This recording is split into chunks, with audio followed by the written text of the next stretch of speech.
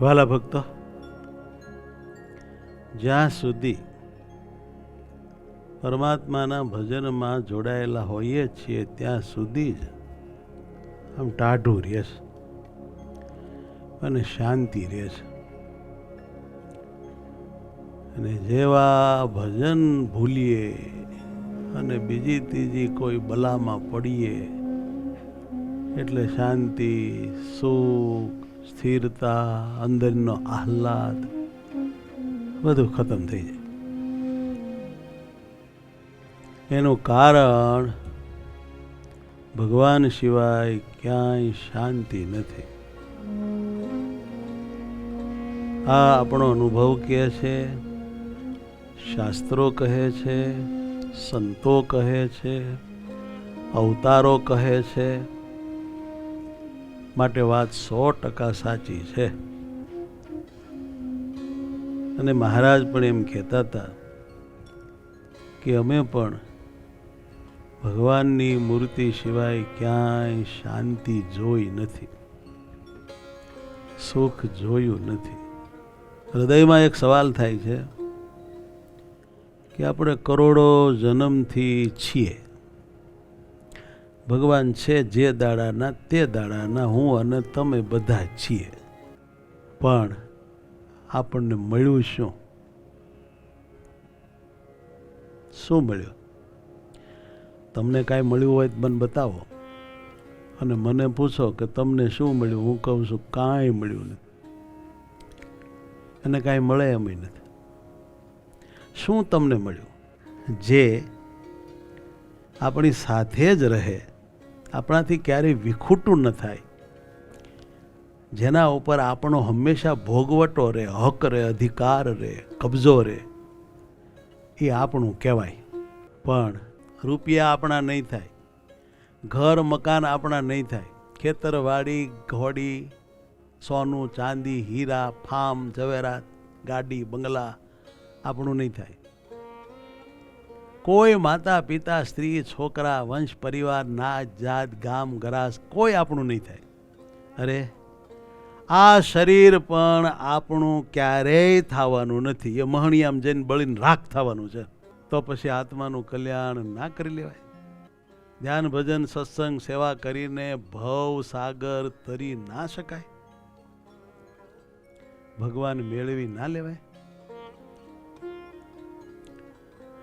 તમે કહેશો કે આટલા બધા જન્મમાં આપણે બહુ મથ્યા, બળ્યા ગણ્યા, ફલાણું ઢીકડું લોકડું કર્યું, તોય આપણું કાંઈ ન થયું, કોઈ આપણું ન થયું.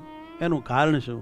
એનું કારણ એ કે આપણું કાંઈ હતું નહીં, આપણું કાંઈ છે નહીં, આપણું કાંઈ થઈ શકે એવી કોઈ સુવિધા પણ નથી.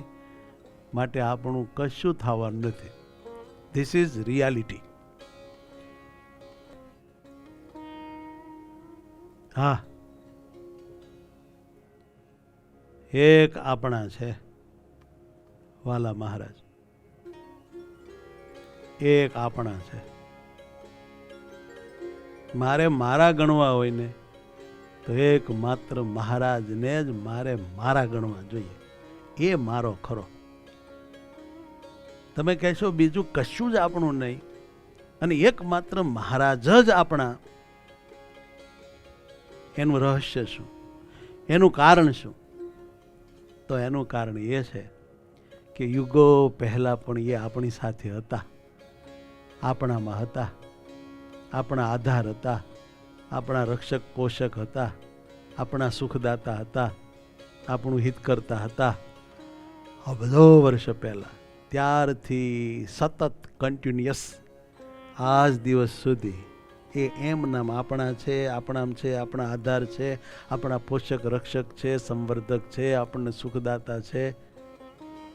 અને હજી કરોડો અબજો વર્ષ જશે તો પણ તે આપણા છે, આપણામાં છે, આપણા રહેશે, આપણા આધાર બનીને રહેશે, આપણા પોષક રક્ષક સંવર્ધક સુખદાતા જ છે ને રહેશે, રહેવાના. કેમ છે? એ જ સુવિધા છે, એ જ રિયાલિટી છે.